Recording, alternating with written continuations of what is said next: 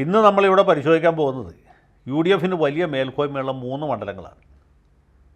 3 മണ്ഡലങ്ങൾ ഒരുമിച്ച് പരിശോധിക്കുന്നത് തന്നെ ഇതേക്കുറിച്ച് പറയാൻ അത്ര അധികമൊന്നുമില്ല എന്നുള്ളതുകൊണ്ടാണ്. 3 മണ്ഡലങ്ങൾ, ഒന്ന് രാഹുൽ ഗാന്ധി മാറ്റുരയ്ക്കുന്ന വയനാട് മണ്ഡലമാണ്. അവിടെ ആര് ജയിക്കും എന്ന് ഞാൻ പ്രത്യേകം പറയേണ്ടതില്ല. മറ്റൊന്ന് മുസ്ലിം ലീഗിൻ്റെ പൊന്നാപുരം കോട്ട എന്ന് പറയുന്നതല്ല, ശരിക്കും പൊന്നാപുരം കോട്ട തന്നെ ആയിരിക്കുന്ന മലപ്പുറമാണ്. മൂന്നാമത്തേത് അത്ര തന്നെ കോട്ടയല്ല എങ്കിൽ പോലും മുസ്ലിം ലീഗിന് വലിയ വിജയസാധ്യതയുള്ള പൊന്നാനി മണ്ഡലമാണ്. അപ്പോൾ ഈ 3 മണ്ഡലങ്ങളിലും ആര് ജയിക്കുമെന്നുള്ളതിനെക്കുറിച്ച് വലിയ വിശകലനം നടത്തേണ്ട ആവശ്യമൊന്നുമില്ല. 3 സ്ഥലത്ത് യു ഡി എഫ് സ്ഥാനാർത്ഥികൾ തന്നെ ജയിക്കും. രാഹുൽ ഗാന്ധി മത്സരിക്കുന്ന വയനാട് മണ്ഡലം തന്നെ നോക്കുക. അത് വയനാട് ജില്ലയിലെ 3 മണ്ഡലങ്ങൾ, സുൽത്താൻ ബത്തേരി, മാനന്തവാടി, കൽപ്പറ്റ. കോഴിക്കോട് ജില്ലയിലെ 1 മണ്ഡലം, അത് തിരുവമ്പാടിയാണ്. മൂന്നാമത്തേത് പിന്നെ 3 സെഗ്മെൻറ്റ്സ് വരുന്നത് മലപ്പുറം ജില്ലയിലാണ്. ഏറനാട്, നിലമ്പൂർ, വണ്ടൂർ. ഈ നിലമ്പൂർ, വണ്ടൂർ എന്നൊക്കെ പറയുന്നത് ക്രിസ്ത്യൻ കുടിയേറ്റ മേഖലകളാണ്. അവിടെ കോൺഗ്രസ്സിന് വലിയ മേൽക്കൈയുണ്ട്, പോരാത്തതിന് മുസ്ലിം ലീഗുണ്ട്. ഏറനാട് മണ്ഡലം മുസ്ലിം ലീഗിൻ്റെ ഒരു കോട്ടയാണ്. വയനാട് ജില്ല പൊതുവിൽ തന്നെ യു ഡി എഫിന് വലിയ മേൽക്കോയ്മയുള്ള പ്രദേശമാണ്.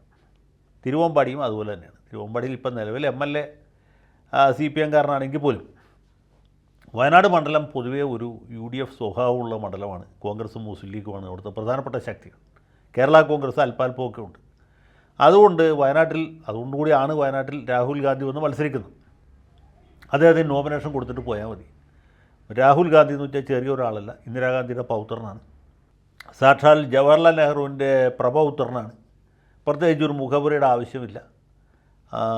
UPAയിലെ ഏറ്റവും പ്രധാനപ്പെട്ട നേതാവാണ്. അപ്പോൾ അദ്ദേഹം മത്സരിക്കുന്നു. എതിർ സ്ഥാനാർത്ഥിയായിട്ട് സഖാവ് ആനി രാജ മത്സരിക്കുന്നു. CPI ദേശീയ ജനറൽ സെക്രട്ടറി സഖാവ് രാജയുടെ സഹധർമ്മിണിയാണ്. വലിയ ആവേശമുണ്ടാക്കാൻ അവർക്ക് സാധിച്ചിട്ടുണ്ട്. പക്ഷേ മണ്ഡലം വയനാടായതുകൊണ്ട് വലിയ വിജയപ്രതീക്ഷയില്ല എന്ന് മാത്രമേ ഉള്ളൂ. രാഹുൽ ഗാന്ധിയുടെ ഭൂരിപക്ഷത്തിൽ എന്തെങ്കിലും കുറവ് സംഭവിക്കുമോ എന്ന് മാത്രമേ നോക്കാനുള്ളൂ. പിന്നെ BJPക്ക് കൂടി സ്ഥാനാർത്ഥി വേണമല്ലോ. വെറും സ്ഥാനാർത്ഥി ആയാലും അത് പാർട്ടിക്ക് മോശമാണ്. പ്രത്യേകിച്ചും കേന്ദ്രത്തിൽ BJP ജയിക്കുമെന്നൊരു അന്തരീക്ഷം നിലനിൽക്കുമ്പോൾ. അതുകൊണ്ട് പാർട്ടിയുടെ സംസ്ഥാന പ്രസിഡൻറ്റും വീരശൂര പരാക്രമിയുമായ നമ്മുടെ K. സുരേന്ദ്രനെ അവിടെ സ്ഥാനാർത്ഥിയാക്കിയിരിക്കും. സുരേന്ദ്രന് യാതൊരു ജയസാധ്യതയില്ലെന്നുള്ളത് നമുക്ക് എല്ലാവർക്കും അറിയാം, സുരേന്ദ്രനും അറിയാം. എന്നാലും മത്സരിക്കണമല്ലോ. അതുകൊണ്ട് അദ്ദേഹം മത്സരിക്കുന്നു എന്ന് മാത്രമേ ഉള്ളൂ. വയനാട്ടിൽ രാഹുൽ ഗാന്ധി ജയിക്കും എന്ന് പറയാനായിട്ട് പ്രത്യേകിച്ച് ഒരു പ്രവചനവരം ഒന്നും ആവശ്യമില്ല. അത് തന്നെയാണ് മലപ്പുറത്തെ സ്ഥിതി. മലപ്പുറത്തിൻ്റെ പ്രത്യേകത മുസ്ലിം ലീഗിൻ്റെ പൊന്നാപുരം കോട്ടയാണ്. മുസ്ലിം ലീഗിന് വലിയ പ്രാമുഖ്യമുണ്ടെന്ന് മാത്രമല്ല, 7 അസംബ്ലി മണ്ഡലങ്ങളിലും മുസ്ലിം ലീഗിൻ്റെ MLAമാരാണുള്ളത്. കേരളത്തിൽ ഇതുപോലെ വേറൊരു മണ്ഡലമില്ല. മുസ്ലിം ലീഗിൻ്റെ നില 7 MLAമാർ ഒരേ പാർട്ടിയുടേതായിട്ടിരിക്കുന്ന വേറൊരു മണ്ഡലവും കേരളത്തിലില്ല. അങ്ങനെ ഒരേ ഒരു മണ്ഡലമുള്ളൂ, അത് മലപ്പുറമാണ്. അവിടെ മത്സരിക്കുന്നത് സാക്ഷാൽ ET മുഹമ്മദ് ബഷീറാണ്. ബഷീറിന് വേറൊരു മേന്മ കൂടിയുണ്ട്. അദ്ദേഹത്തിന് ഈ പോപ്പുലർ ഫ്രണ്ടുകാരുടെ വോട്ടും കിട്ടും, ജമാഅത്തെ ഇസ്ലാമിക്കാരുടെ വോട്ടും കിട്ടും, കോൺഗ്രസ്സുകാരുടെ വോട്ടും കിട്ടും, ലീഗുകാരുടെ വോട്ട് കിട്ടുമെന്ന് പ്രത്യേകം പറയേണ്ടതില്ലല്ലോ. അതിന് പുറമെ ഇങ്ങനെയുള്ള വോട്ടുകൾ കൂടി കിട്ടും. അദ്ദേഹത്തിൻ്റെ എതിർ സ്ഥാനാർത്ഥി സഖാവ് വസീഫാണ്. വസീഫ് DYFയുടെ സംസ്ഥാന പ്രസിഡൻ്റാണ്. അതിനപ്പുറത്ത് പ്രത്യേകിച്ച് ഒന്നും അവകാശപ്പെടാനില്ല. വസീഫ് കഴിഞ്ഞ ദിവസം പത്രസമ്മേളനം നടത്തി വിജയം സുനിശ്ചിതമാണെന്ന് പറയുന്നത് കേട്ടു. ആരുടെ വിജയമാണെന്ന് നമുക്ക് മനസ്സിലായില്ല. ETയുടെ വിജയം സുനിശ്ചിതമായിരിക്കുന്നതായിരിക്കും ഒരുപക്ഷെ അദ്ദേഹം പറഞ്ഞത്.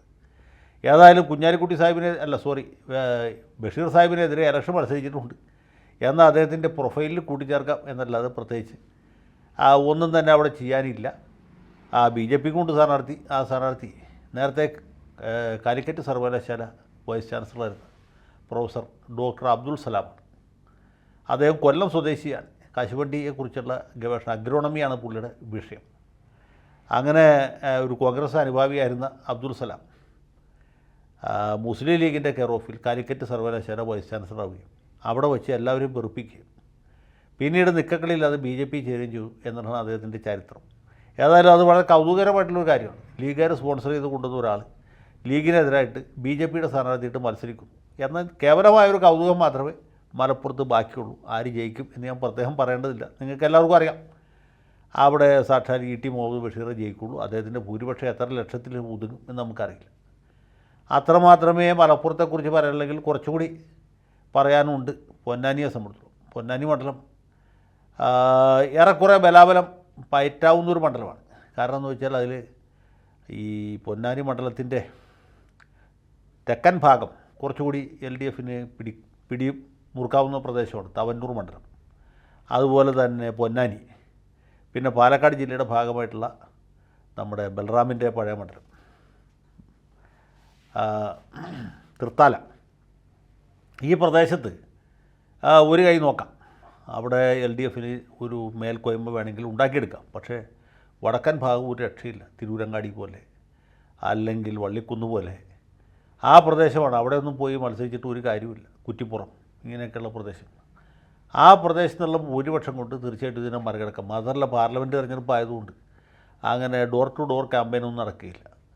ലഗ്നാലോ ചന്ദ്രാലോ ഒരു കാരണവശാലും സമദാനിയെ തോൽപ്പിക്കാനും പറ്റുകയില്ല. മാത്രമല്ല മുസ്ലിം ലീഗിൽ നിന്ന് കാലുമാറി വന്ന ഒരു ഹംസയാണ് LDFൻ്റെ സ്ഥാനാർത്ഥി. അദ്ദേഹത്തിന് തന്നെ അറിയാം അവിടെ യാതൊരു ജയസാധ്യതയുമില്ല എന്നുള്ളത്. പിന്നെ മത്സരിക്കാൻ ഒരാൾ വേണമല്ലോ, അങ്ങനെ മത്സരിക്കുന്നു എന്ന് മാത്രമേ ഉള്ളൂ. BJP കൊണ്ടൊരു സ്ഥാനാർത്ഥി വനിതാ സ്ഥാനാർത്ഥിയാണ്. അവർക്കും വലിയ സാധ്യതകളൊന്നുമില്ല. പിന്നെ BJPയുടെ മൊത്തം വോട്ടുകൾ അവിടെ സമാഹരിക്കാം. കേന്ദ്രം ഭരിക്കുന്ന പാർട്ടിക്ക് പൊന്നാനി മണ്ഡലത്തിൽ ഇത്ര വോട്ട് സമാഹരിച്ചു എന്ന് അഭിമാനിക്കുകയും ചെയ്യാം. അതിനപ്പുറത്ത് വേറെ അത്ഭുതങ്ങളും നടക്കാൻ പോകുന്നില്ല. ഈ പറഞ്ഞ 3 മണ്ഡലങ്ങളിലും, വയനാട്ടിലും അതുപോലെ മലപ്പുറത്തും പൊന്നാനിയിലും UDF സ്ഥാനാർത്ഥികൾ തന്നെ ജയിക്കും എന്ന കാര്യത്തിൽ യാതൊരു സംശയത്തിനും ഒരവകാശവും ഒരു സമയത്തും ഇല്ല, ഇപ്പോഴും ഇല്ല.